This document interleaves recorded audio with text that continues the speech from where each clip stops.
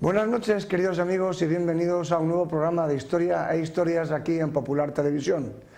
Como recordarán, en nuestro programa anterior nos embarcamos con Gravina y Nelson para participar en la batalla de Trafalgar, la gran derrota naval del Gran Corso, acaecida en octubre de 1805 frente a las costas de Cádiz.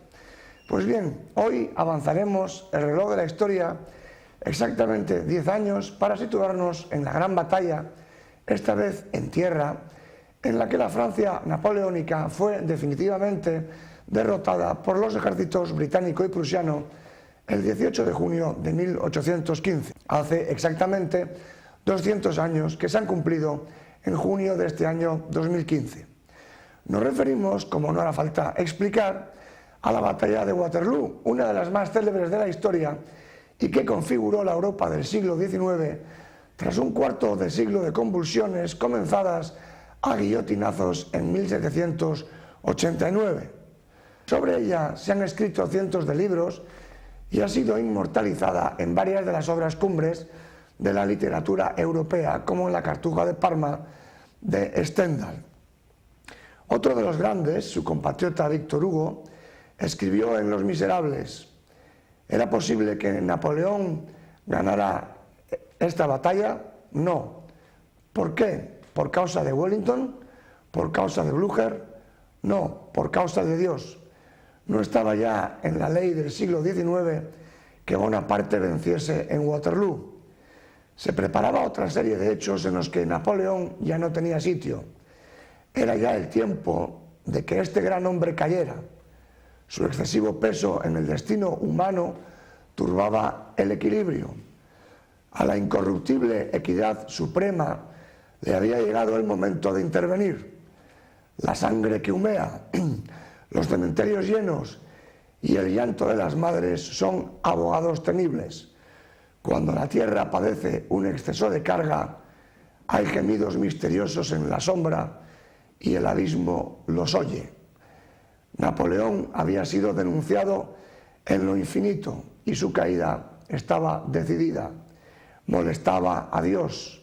Waterloo no es una batalla, es el cambio de frente del universo.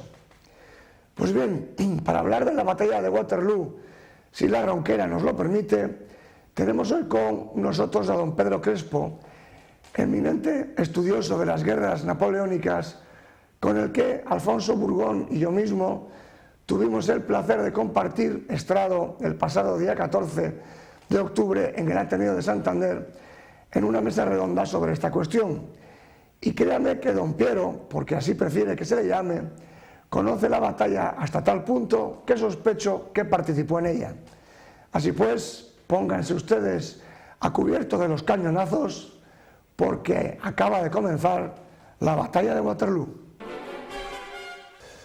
Bueno, pues buenas noches, Piero, y aquí estamos en la batalla de Waterloo, en la que sospecho que participó usted.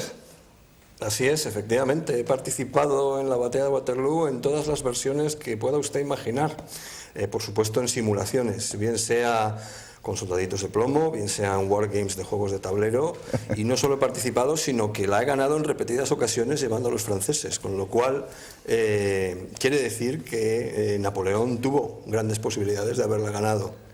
Si lo hubiera tenido usted como mariscal. No, si no hubiese cometido los errores que cometió. Y a este respecto déjeme mencionar algo discrepando con la introducción de Víctor Hugo. Cuenta el coronel Gogot era uno de los ordenanzas en el Estado Mayor de Napoleón durante la batalla de Waterloo, que posteriormente le acompañó a Santa Elena, que en la víspera de Waterloo, en alguna reunión, alguien comentó que Grouchy llegaría si Dios quería, si Dios quisiese. Napoleón contestó: Dios no tiene nada que ver en esto. De manera que efectivamente la batalla de Waterloo no la ganó Wellington, no la ganó Blücher, la perdió Napoleón. Interesantísima reflexión, pero antes de llegar a las razones, ¿no?, por las que un error tras otro o una fatalidad tras otra, hemorroides incluidas, como luego comentaremos, antes de que todos esos detalles hicieran que la batalla de Waterloo finalmente fuera vencida por los enemigos de la Francia napoleónica, habrá que explicar a nuestros oyentes someramente qué sucedió en el último año, es decir, qué había pasado después de la batalla de Leipzig, cuando Napoleón fue derrotado y digamos que restringido a las propias fronteras de Francia, lo cual le llevó a la abdicación de Fontainebleau, porque no podemos entender los 100 días y la batalla de Waterloo si no explicamos un poco en qué consistió Fontainebleau, el exilio en Elba y el regreso. Cuéntenoslo por encima, por favor. Bueno, efectivamente, en 1813 la batalla de Leipzig supuso un verdadero desastre para Napoleón y su ejército. Se quedó prácticamente sin ejércitos, fruto de un error, fruto de un soldado que voló un puente en el momento más inadecuado de la retirada, con lo cual todo el ejército francés se quedó aislado por el río Elster, con lo cual cayó prisionero de las potencias aliadas, fruto de lo cual efectivamente lo poco que quedaba de los ejércitos napoleónicos se tuvieron que replegar a las fronteras de Francia. El 31 de diciembre de 1813 los ejércitos aliados, fundamentalmente el prusiano, invaden Francia, que tuvo lugar que dio paso a la campaña de 1814 en suelo francés, en la cual pues Napoleón luchó como un tigre. Puso, desde luego, desde el punto de vista militar, la campaña de Francia pone en relieve la genialidad de Napoleón, ya que con 4 gatos prácticamente fue capaz de derrotar una vez tras otra a los 3 ejércitos aliados. Sin embargo, bueno, los aliados mantuvieron esta estrategia de guerra de desgaste, con lo cual sabían que tenían mucho más efectivos que Napoleón, y al fin y al cabo, pues derrotando a sus mariscales y evitando luchar con las tropas mandadas directamente por Napoleón, pues lograron poner a Napoleón en un brete. Y fruto también de traiciones, como siempre las traiciones acompañan a Napoleón durante toda su trayectoria, fundamentalmente el cuerpo de ejército de Marmont, del mariscal Marmont, que se rindió sin pelear, pues los mariscales de Napoleón decidieron que lo mejor para Francia era que Napoleón abdicase, y le forzaron a abdicar en Fontainebleau. Y de ahí, pues, lo ya sabido, fruto de un acuerdo con las potencias aliadas, se decidió que Napoleón se exiliase como soberano a Elba. No le sentó nada bien la idea de la abdicación a Napoleón, ¿verdad? Intentó suicidarse. Así es, hombre, lógicamente no es sorprendente. Un ególatra del tamaño de Napoleón, que había sido, por decirlo de alguna manera, soberano de toda Europa, pues el verse restringido a ser soberano de una minúscula Elba del Mediterráneo, pues seguramente no le sentó nada bien. Estuvo allí solamente 10 meses, desde mayo de 1814 hasta febrero de 1815, cuando toma la decisión de regresar, porque la información que le llegaba era, en primer lugar, que los soberanos europeos reunidos en Viena tramaban matarlo, y en segundo lugar porque consideró que los franceses le recibirían con los brazos abiertos, dado el creciente rechazo que experimentaban por la figura de Luis XVIII. ¿No fue así? En cierto modo, efectivamente, Napoleón vio que su tiempo en Elba iba a ser tremendamente limitado. No porque los soberanos de las potencias aliadas planeasen matarlo, eso yo no creo que fuese el caso. Lo que sí planeaban era enviarlo a un sitio más lejos. Los que desde luego sí planteaban asesinarlo, y de hecho él a través de siempre estuvo bien informado, fueron los Borbones. Los Borbones que habían sido restaurados en Francia, y por otro lado Napoleón temía que por el reino de Nápoles, por aquellos momentos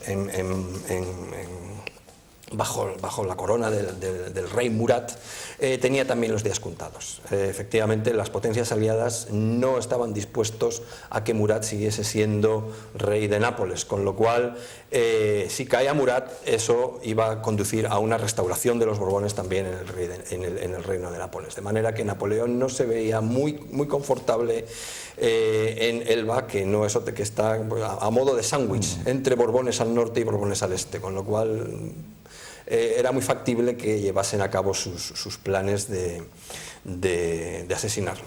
Por otro lado, en las especificaciones en virtud de las cuales Napoleón se exilió a Elba, también había quedado claro que los Borbones, Luis XVIII debía tenía una asignación de 2 millones de luises al año, y no había visto un duro, vamos a ponerlo así.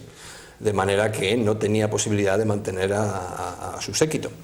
Y por otro lado también Napoleón era conocedor del malestar en Francia, fundamentalmente debido a la vuelta de los depredadores de siempre, el clero y los nobles, que venían desempolvando sus títulos de propiedad que les había quitado la revolución y había redistribuido entre el pueblo de Francia. Y estos señores pues venían reclamando lo que es suyo, lo cual de nuevo pues expropiaba a los pequeños humildes propietarios fruto de la revolución, ¿no? Con lo cual pues efectivamente Napoleón decidió dar el salto y volver a Francia. Así pues, en febrero de 1815 toma la decisión de saltar, de burlar la vigilancia de los buques tanto franceses como británicos, y desembarca en Golfe Juan con menos de 1000 hombres, y comienza lo que los franceses conocen como el vuelo del águila, es decir, el trayecto desde la costa en la que desembarcó hasta París, consiguiendo que todas las tropas enviadas por el rey para detenerle se le pasaran de bando, se pusieran a sus órdenes. El caso más espectacular fue el del mariscal Ney, ¿verdad? Bueno, así es, efectivamente. Napoleón desembarcó con exactamente 1008 hombres de infantería, 42 caballos y 2 cañones. Y el primer incidente que tuvo fue el incidente con el 5º Regimiento de Infantería, que se le antepuso poco más abajo, más al sur de Grenoble, y se le pasó en masa. Da la casualidad de que el 5º Regimiento estaba mandando por el entonces coronel Labedoyère, que luego a partir de entonces fue nombrado general por Napoleón y fue su ayuda de campo durante la batalla de Waterloo. Hay un famoso cuadro que lo representa, el Prado del Reencuentro, que se llama. Es este cuadro en el que se ve al 5º Regimiento, que había sido enviado para detenerlo, que incluso recibió la orden de disparar, y sin embargo, cuando Napoleón dijo a los soldados: aquí me tenéis, disparadme, se le pasaron en masa, ¿verdad? Así es, y posteriormente se dio el caso del mariscal Ney, que fue mandado con 17.000 hombres para detenerlo, y de nuevo Napoleón se puso enfrente de sus tropas,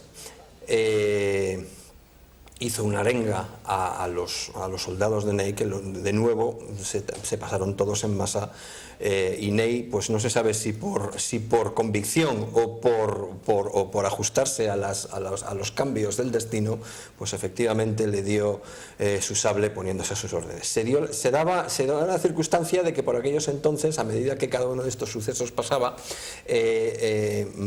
París se llenaba de pasquines diciendo que decían: hermano, no me mandes más soldados, que ya tengo suficientes, firmado Napoleón. Qué bueno. Además se cuenta la anécdota de que Ney le había prometido al rey llevarle a Napoleón en una jaula. Es cierto, Ney dijo que traería al corso en una jaula. Al parecer Napoleón era consciente de esa frase, y en algún momento le dijo a Ney que ya hablaríamos de la jaula.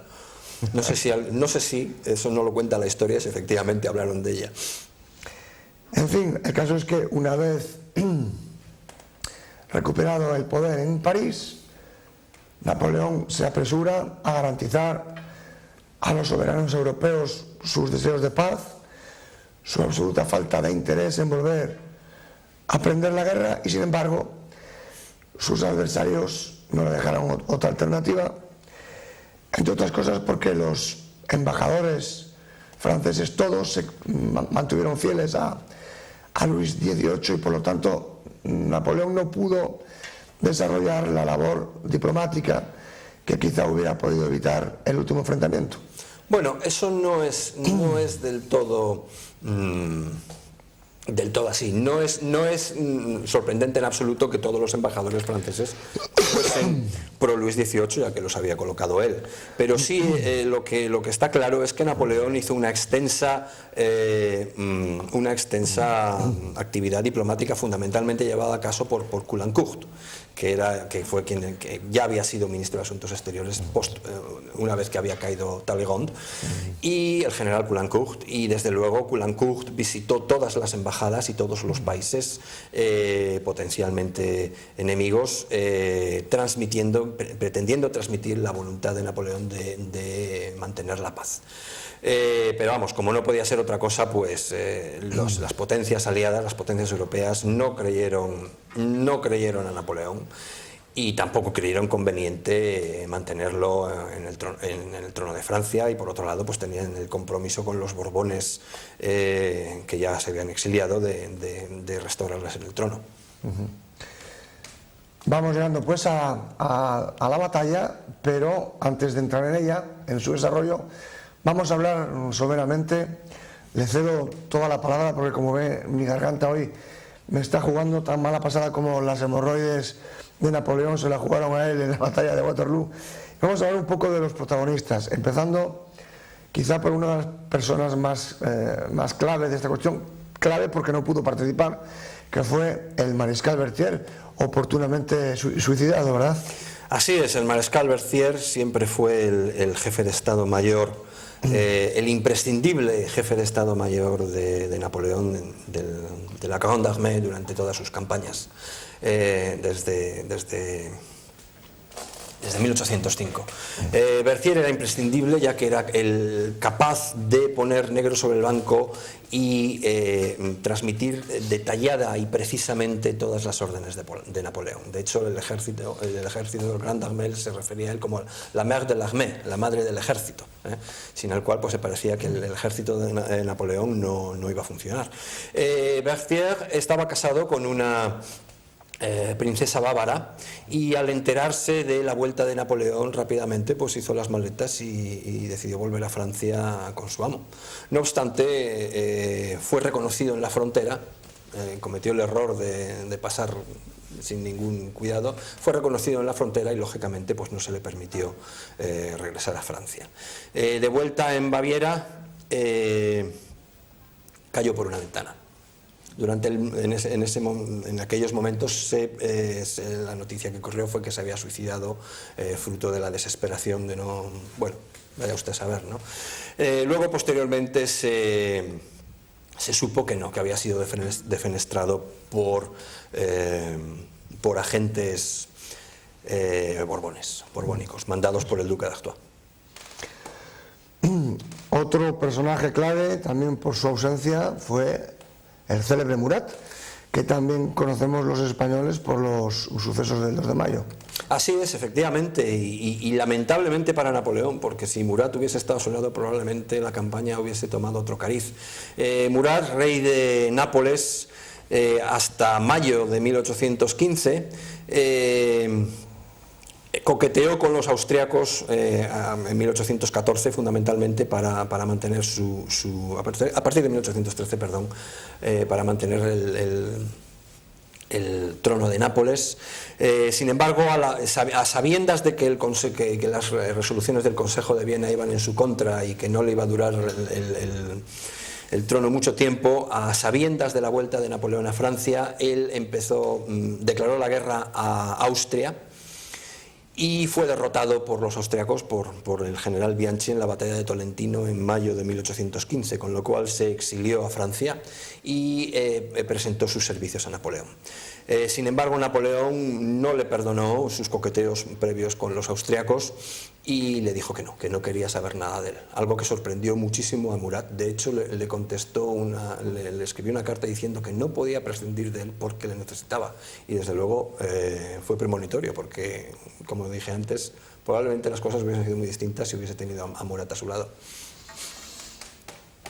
Otro de los mariscales de Napoleón, esta vez que sí participó en la batalla de Waterloo, fue Soult, que precisamente tuvo un papel confuso en la batalla. Sí, efectivamente. Sorprendentemente, en sustitución de Berthier como jefe de Estado Mayor del Ejército del Norte, Napoleón puso a Soult, y es una decisión tremendamente controvertida, ya que Soult sí es cierto que había tenido mando independiente, fundamentalmente en España, pero no tenía la más mínima experiencia como jefe de Estado Mayor. Y fruto de esa inexperiencia dio lugar a tremendos errores que a la larga le van a costar a Napoleón la campaña. Resulta sorprendente de por qué no, contando con el general Vally de Monthyon, que era el segundo de a bordo del mariscal Berthier y que conocía perfectamente todos los mecanismos de funcionamiento del Estado Mayor, Napoleón no le nombró a él jefe de Estado Mayor. Y llegamos ya a quizá uno de los personajes más importantes, en este caso no militar, pero que tuvo un papel esencial en la derrota de Napoleón, que fue el célebre Fouché. Así es, Fouché podríamos calificarlo del némesis de Napoleón. Fouché es el architraidor y el archiconspirador por antonomasia, sin ningún género de dudas. Pero antes de Napoleón, Fouché, el duque de Otranto, comienza su carrera como miembro del clero, de director de un colegio, antes de la revolución, y en el momento que ve que la revolución va a triunfar, cuelga los hábitos y se hace el más revolucionario. De hecho, se mete entre los jacobinos. Fue uno de los que apoyaron en la decapitación de Luis XVI. Fue el más revolucionario de los revolucionarios, pero por supuesto, en cuanto viendo la estrella ascendiente de Napoleón, rápidamente se subió al carro para convertirse en el más napoleonista de los napoleonistas. Y efectivamente, a pesar de que ya una vez que Napoleón es emperador, lo nombra ministro de policía, pero ya en el ocaso del imperio, efectivamente se empezó a conspirar, algo sabido por Napoleón, y fue depuesto y sustituido por el general Savary. Sorprendentemente, y a sabiendas de que era un absoluto conspirador, Napoleón lo nombra ministro del Interior. Y como haciendo honor a sus genes, pues desde el momento que le nombró ministro del Interior, Fouché se puso a conspirar contra Napoleón, preparando su ascenso. Y una de las cosas que hizo, de hecho, fue a través de espías ingleses, en concreto a través del coronel Grant, fue transmitir al ejército del norte todo el orden de batalla, al ejército aliado, todo el orden de batalla del ejército del norte, de manera que antes de que comenzasen las hostilidades, el ejército de tanto Blücher como Wellington eran sabedores de con qué efectivos se iban a enfrentar. Terminados los franceses, pasemos al bando contrario, y el personaje más importante sin duda alguna fue Wellington, que se había fogueado durante muchos años en suelo español. Bueno, yo no sé si darle más importancia a Wellington que a Blücher, eso, aunque tradicionalmente es cierto que la batalla de Waterloo siempre ha tenido un tinte británico. De hecho, incluso hasta en el nombre, ¿no? Deberíamos referirnos a la batalla de Waterloo, ¿eh? Sin embargo nos referimos a la batalla de Waterloo, ¿no? Lo estamos anglificando de alguna manera. Bueno, pues efectivamente, ya que ha tenido un tinte británico, pues siempre se le ha dado el papel primordial, pero yo desde luego no se lo daría exequo con Blücher. Bueno, como decías, efectivamente, Wellington comenzó su andadura militar en India, donde se cubrió de gloria. Fue uno de los generales ingleses revolucionarios que cambiaron el sistema del ejército inglés, y efectivamente fue el general, primero con Moore, después de Moore, cuando murió Moore en la batalla de La Coruña, fue quien derrotó a mariscal tras mariscal en suelo español, y de hecho fue quien invadió Francia en 1814. Y como resultado de ello, en la actual casa de su actual descendiente en el título de Duque de Wellington, se pueden contemplar una enorme cantidad de cuadros de Goya, de Velázquez y otros tesoros del equipaje del rey José, una parte del cual se quedó en manos de Wellington, ¿verdad? Así es, y no solo eso, sino que el Duque de Wellington sigue siendo uno de los grandes latifundistas en Andalucía, fruto de todas las concesiones de tierras que le dio la corona española en pago de sus victorias. Y junto a Wellington, el ya mencionado mariscal Blücher, el prusiano que llegó en el último momento, digamos, para decantar la victoria del lado germano-británico. Así es, bueno, en el último momento, pero había estado desde el principio, desde la batalla de Ligny. Sí, Blücher es desde luego la segunda, la pieza clave dentro de la campaña de los 100 días. Blücher tenía un Marshal Vorwart, como le llamaban sus soldados, un viejo general, tenía 73 años, mariscal, perdón, tenía 73 años en la batalla de Waterloo. Había luchado con los franceses desde el principio, derrotado en la batalla de Jena, fue obligado a rendirse en Lübeck por el mariscal Bernadotte. Estuvo prisionero de los franceses, juró odio eterno a los franceses y desde luego fue el artífice de todas las victorias prusianas en la campaña de 1813. Y posteriormente también guió con éxito a las tropas prusianas y las tropas aliadas en la campaña de Francia. Así pues, hemos llegado a la batalla de Waterloo, aunque más propiamente deberíamos decir a las batallas de Waterloo, que fueron varias, sucedidas a lo largo de unos cuantos días. La de Waterloo, digamos, fue la final. Así que cuéntenos por encima, sin posibilidad evidentemente de tener un mapa en el que poder ir señalando los movimientos, pero el esquema general de lo que sucedió en Waterloo. Bueno, el esquema, la gran estrategia de Napoleón era tomar Bélgica. Era tomar Bélgica, en concreto tomar Bruselas. Tomando Bruselas, lo que pretendía Napoleón era, por un lado, expulsar a los Borbones de Bélgica, ya que Luis XVIII estaba allí. Por otro lado, forzar al rey Guillermo, al nuevo rey de los Países Bajos, el rey Guillermo, a tomar partido por Francia, a aliarse por Francia o dejar el trono.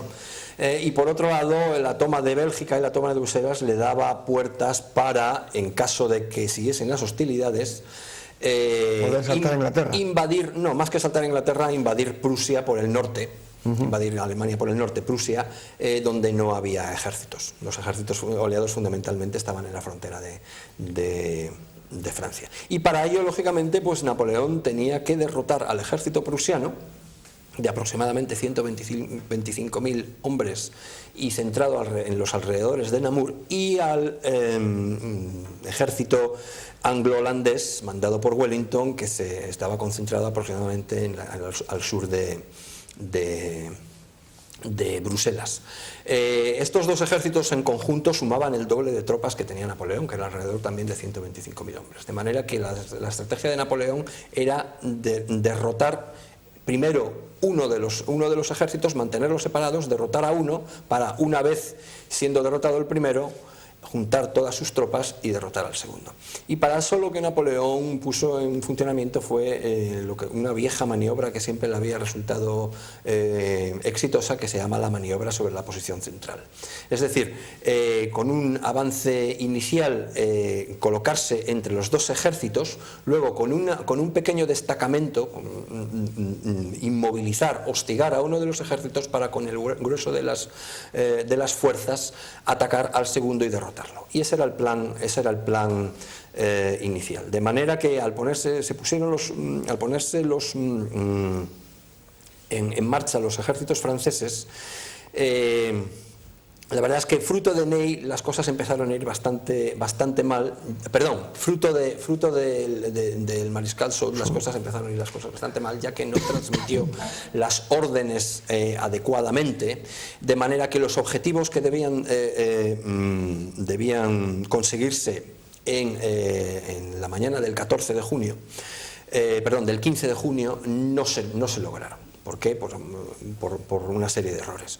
Con lo cual eso puso en alerta a las primeras tropas, a las tropas prusianas, las avanzarías de las tropas prusianas, y les dio tiempo a concentrar todo su ejército en el pueblo de Ligny.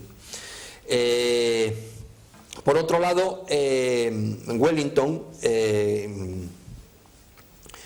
pensaba que la intención de Napoleón era flanquear a su ejército por la derecha, de manera que lo que temía Wellington es que le flanqueasen los franceses por la derecha, le cortasen sus comunicaciones con Amberes y lo aislasen. De manera que la gran masa de sus tropas las había colocado erróneamente hacia el oeste de Bruselas. Sin embargo, providencias de la vida, y algo que no se ha contado hasta hace muy poco, gracias fundamentalmente al jefe de Estado Mayor del ejército holandés, el general Constant Rebecque, se dio cuenta de la importancia de un cruce de carreteras que había al sur de Bruselas, que se llama Quatre Bras, los cuatro brazos. Y ahí puso una división, situó una división holandesa al mando del general Perponcher. De manera que Napoleón, viendo esta disposición de tropas, mandó un pequeño destacamento, un cuerpo de ejército, 23.000 hombres, al mando del mariscal Ney para atacar Quatre Bras. Y por otro lado, él se puso al mando del resto de las fuerzas para atacar a los prusianos en la batalla de Ligny. La batalla de Ligny fue una batalla tremendamente sangrienta. Los prusianos lucharon como tigres, pero efectivamente el genio de Napoleón se puso de manifiesto y los rechazó y los venció. Los venció, pero no los derrotó decisivamente, no los aniquiló. Y no los aniquiló otra vez, de nuevo, por culpa del mariscal Soult. Ya que Napoleón había dejado en reserva al primer cuerpo de ejército mandado por el general d'Erlon. Rápidamente Napoleón le mandó, viendo cómo el cariz que tomaba la batalla de Ligny, que se veía que estaba a punto de romper el frente prusiano, rápidamente Napoleón mandó órdenes a d'Erlon para que rápidamente envolviese a los prusianos por el lado izquierdo, por el flanco derecho. Y d'Erlon recibió esta orden, pero recibió una orden en la cual no se transmitía lo importante, lo vital que era de su movimiento. Simple y llanamente, pues eso, que se desplazase allá, pero tranquilo. Y se dio la circunstancia de que en el momento cuando ya avistaba la batalla, recibió una ayuda de campo de Ney, diciéndole que se le solicitaba en Quatre Bras, ya que Ney estaba también a punto de romper el frente inglés. Y entonces, claro, pues d'Erlon se vio en la tesitura de que no sabía si acudir a ayudar a Napoleón o ayudar a Ney. En resumidas cuentas, que no ayudó ni al uno ni al otro, de manera que, debido a que no pudo envolver a los prusianos, los prusianos fueron capaces de retirarse ordenadamente, y tampoco fue capaz de romper el frente inglés, con lo cual pues, dio a los ingleses unas horas clave. Otro de los aspectos claves fue la misión del general Grouchy, que tampoco consiguió el objetivo perseguido, no quiere perseguir a los prusianos. Efectivamente, después de la batalla de Ligny, el día 16, en la noche del día 16, los prusianos se baten en retirada y resulta curioso porque Napoleón siempre había dicho, uno de los grandes dichos de Napoleón es que podré perder una batalla, pero jamás podré perder un minuto. Bueno, pues aquí se da la circunstancia de que Napoleón no solo perdió un minuto, sino que perdió prácticamente día y medio en ponerse en movimiento y perseguir a los prusianos. Si bien los prusianos ya estaban derrotados más o menos a las 8 del día 16, la persecución no empezó hasta bien entrado el día 17. Y al mando de esta persecución puso al mariscal Grouchy. El mariscal Grouchy, que había sido nombrado mariscal, nada más llegar restaurarse Napoleón en el trono de Francia, fundamentalmente debido a su lealtad, ya que fue de los primeros en jurar lealtad a Napoleón, más que en sus habilidades como general. Efectivamente, Grouchy no estuvo a la altura de las circunstancias, ya que no fue capaz de perseguir a los prusianos con la energía necesaria. Si Murat hubiese estado allí, otro gallo hubiese cantado. Y esto fue lo que les permitió a los prusianos finalmente poder, digamos, correr con la velocidad suficiente para llegar en el momento adecuado a socorrer a Wellington, ¿verdad? Hubo varios momentos, de todas maneras, hace un rato ha mencionado usted el papel de Ney. Hubo varios momentos en los que la victoria pudo haber caído del lado francés. Por ejemplo, hay un cuadro muy famoso de la carga de Ney, carga frustrada, digamos, carga que no consiguió el resultado esperado. Sí, bueno, pero la carga de Ney, esto ya es dentro de la batalla de Waterloo. Sí. Efectivamente.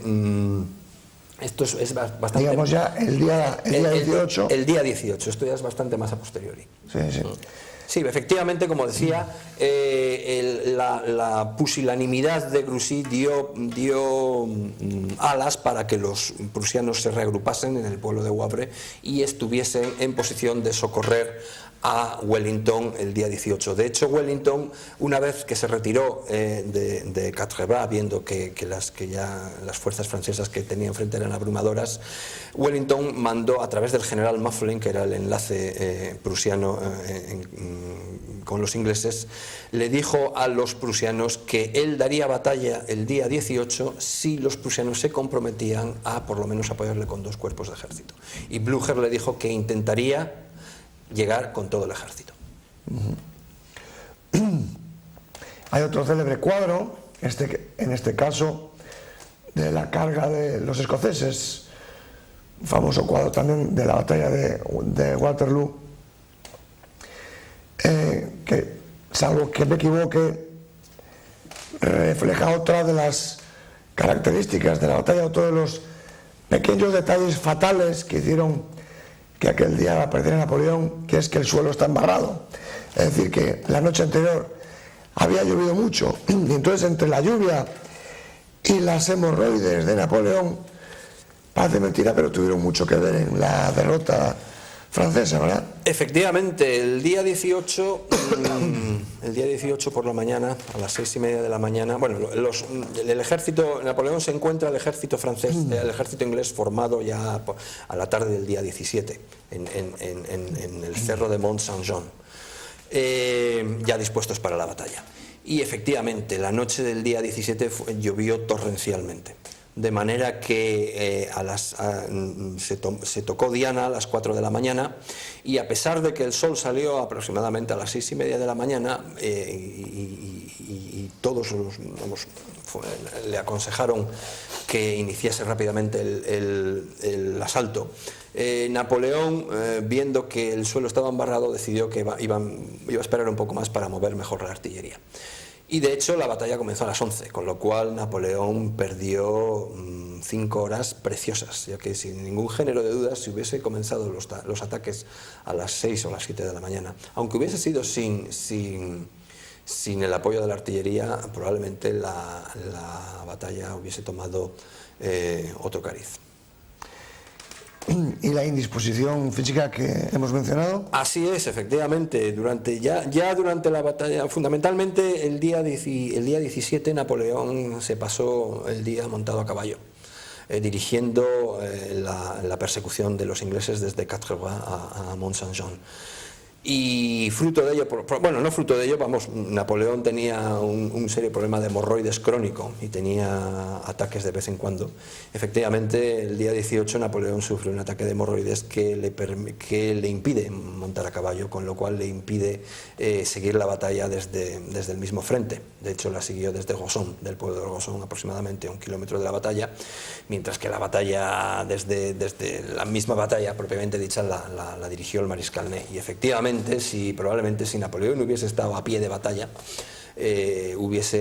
podría haber corregido errores que se dieron fruto de la mala gestión de Ney. Por ejemplo, lo que ha mencionado anteriormente, la carga de caballería, la famosa carga de caballería, que fue completamente infructuosa por mal llevada a cabo, mal y extemporáneamente. Se nos va terminando el tiempo, del mismo modo que se le fue terminando el tiempo también a Napoleón.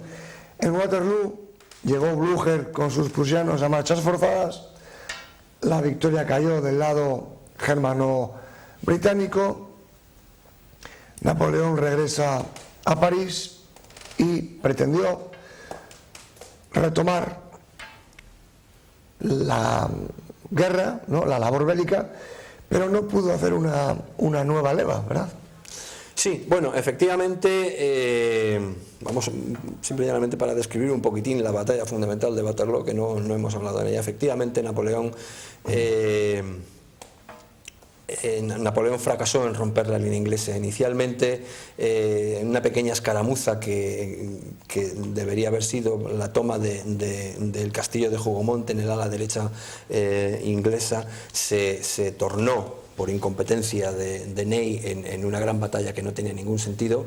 Por otro lado, una vez después de esta gran escaramuza absurda, se hizo un gran ataque con el primer cuerpo de ejército de infantería francés, que intentó romper el frente inglés y estuvo a punto de conseguirlo, si no llega a ser por la carga de 2 brigadas de caballería inglesa que lo desbarataron. Viendo que con la infantería no podía ser, Ney mandó la absurda carga de caballería, que fue completamente infructuosa, fundamentalmente debido a que no la acompañó con artillería a caballo, de manera que la caballería francesa fue incapaz de romper los cuadros anglo-holandeses. Un último intento ya con Napoleón en el frente, porque en ese momento llegó Napoleón en el frente francés, en un ataque combinado, bastante bien combinado, de artillería, caballería e infantería, estuvo a punto de romper el frente, y en ese momento fue cuando empezaron a llegar los prusianos. Empezaron a llegar los prusianos por el flanco derecho francés, lo cual hizo que Napoleón tuviese que detraer todas las reservas que tenía para contener a los prusianos, con lo cual no pudo enviar reservas a esa pequeña ruptura que había conseguido en el centro inglés. Y bueno, pues ya posteriormente ya llegaron los prusianos en masa, con lo cual pues abortó el ataque de la Guardia Imperial Napoleónica hacia los ingleses, con lo cual causó pues la desbandada del ejército francés. A pesar de la desbandada del ejército francés, el cuerpo de ejército, los 2 cuerpos de ejércitos mandados por el mariscal Grouchy se retiraron en buen orden. Y a pesar de que la batalla de Waterloo fue incuestionablemente una gran derrota, no fue ninguna tragedia como podía haber sido la campaña de Rusia o Leipzig. Napoleón tenía de su disposición aproximadamente unos 60.000 hombres. Lo cual hubiese sido suficiente pues, para de nuevo luchar contra Blücher y Wellington, que habían perdido aproximadamente unos 50.000 hombres entre los dos, con lo cual también habían sufrido mucho. No obstante, Napoleón efectivamente solicitó una nueva leva de 100.000 hombres, pero por aquel entonces, pues Napoleón se había, a su vuelta de Elba se había convertido en emperador constitucionalista, de alguna manera se había puesto bajo el control de las dos cámaras. Y las dos cámaras, la Cámara de Representantes y la Cámara de los Pares, estaban controladas por Fouché. Y Fouché, pues lógicamente hizo todo lo posible para que las cámaras le denegasen este permiso. Con lo cual, pues, de hecho, una vez denegado, Napoleón se ofreció como mero general mandar el ejército francés para derrotar a los aliados, pero ya por aquellos entonces ya Fouché le sugirió que abdicase y que se hiciese, que delegase en él la presidencia del gobierno, y así fue. Efectivamente, Fouché se convirtió en presidente de Francia tras la abdicación de Napoleón. ¿Y Fouché fue el que le puso en manos de los ingleses? De alguna manera, efectivamente, así fue. Fouché, desde el momento de la abdicación de Napoleón, pues empezó a maquinar para traer de vuelta a los Borbones. Napoleón sabía que su cabeza con los Borbones en Francia no valía nada, con lo cual, pues él pretendió marcharse a América, marcharse a Estados Unidos. Y así se lo comunicó a Fouché, y le sugirió que le pusiese una fragata a su disposición para emigrar a América. Y efectivamente, bueno, pues Fouché se ofreció a ello, se la puso. Napoleón se embarcó, pero al mismo tiempo que Napoleón se embarcaba, pues Fouché le dijo a los ingleses que Napoleón se estaba embarcando hacia América, con lo cual pues los ingleses le interceptaron y le capturaron, y de ahí pues pasando por Torquay, donde se embarcó en el Bellerophon para irse a Santa Elena, sí, como exiliado, donde pasó los últimos 5 años de su vida. Mientras vemos un célebre cuadro del siglo XIX con Napoleón mirando el horizonte infinito del Atlántico Sur desde la isla de Santa Elena, la pregunta que siempre ha volado, ¿no?, por encima del destino de Napoleón en esa isla: ¿qué hay de cierto en su envenenamiento? Sí, bueno, efectivamente, Napoleón pasó 5 años de ignominioso exilio en Santa Elena, maltratado por los ingleses que lo recluyeron en Longwood bajo la tutela de Howe, que fue una persona infame, que lo trató de hecho, infamemente, desde luego no de acuerdo con el estatus de un emperador. Napoleón estaba bastante aquejado físicamente. Tenía un síndrome endocrino, el síndrome de Hansen, que supuestamente, que lo que le hacía es un síndrome caracterizado por una paulatina feminización. Napoleón había perdido todo su vello corporal, los genitales se le atrofiaron, adquiría características femeninas, y esto es fruto de un síndrome endocrino. Pero esto no justifica su muerte. Por otro lado, también se ha hablado de que lo mató un cáncer de estómago. Esto no está probado, desde luego la autopsia no lo vio. Sí es cierto que su padre había muerto de un cáncer, un cáncer intestinal, y siempre se ha dicho que Napoleón tenía un cáncer de estómago por su mano en su mano, que siempre la explicación que se dio era que al meterse la mano por debajo del pecho, pues lo que se hacía era apretarse el estómago, aliviando el dolor. Eso tampoco es factible, porque ese gesto de Napoleón es sempiterno, se le conoce desde 1805, y no hay un cáncer de estómago que dure 10 años en evolución, ¿no? 15 años en evolución. Y por otro lado, es cierto que en la autopsia de Napoleón, esto se ha visto a posteriori, en los pelos de Napoleón han sido detectadas concentraciones tremendas de arsénico. Cabe la posibilidad de que ese arsénico proceda de los productos de tratamiento del cabello que se utilizaban por aquellos entonces, pero lo que pasa es que el arsénico detectado en los cabellos de Napoleón está dentro del cabello, de los pelos, con lo cual no es explicable con la teoría de los productos de belleza, ¿no? Parece ser que es arsénico ingerido, con lo cual efectivamente no está probado, pero desde luego hay muchas evidencias que indican que probablemente los ingleses, o bien alguno de su séquito mandado por los Borbones, Lescas es uno de los sospechosos. El propio Lescas. El propio Lescas es uno de los sospechosos. Le estuviesen envenenando lentamente.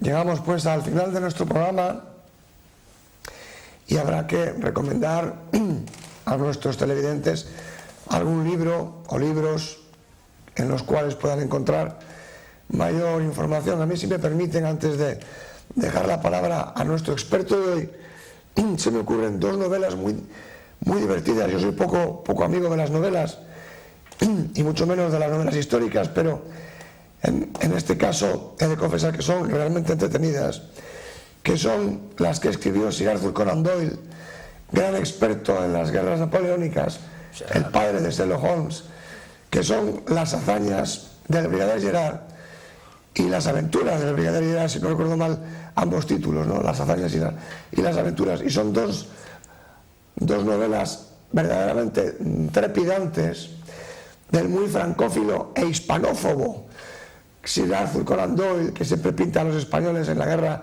de la independencia como una banda de delincuentes, bucaneros, gitanos y fanáticos religiosos luchando contra dos ejércitos en el medio de una lucha entre dos ejércitos de caballeros, digamos, los franceses y los ingleses. Pero si nos olvidamos de esta pequeña faceta hispanófoba, realmente es una novela realmente interesante, dividida en dos partes, como les digo, las hazañas y las aventuras del brigadier Gerard, pero desde un punto de vista más científico.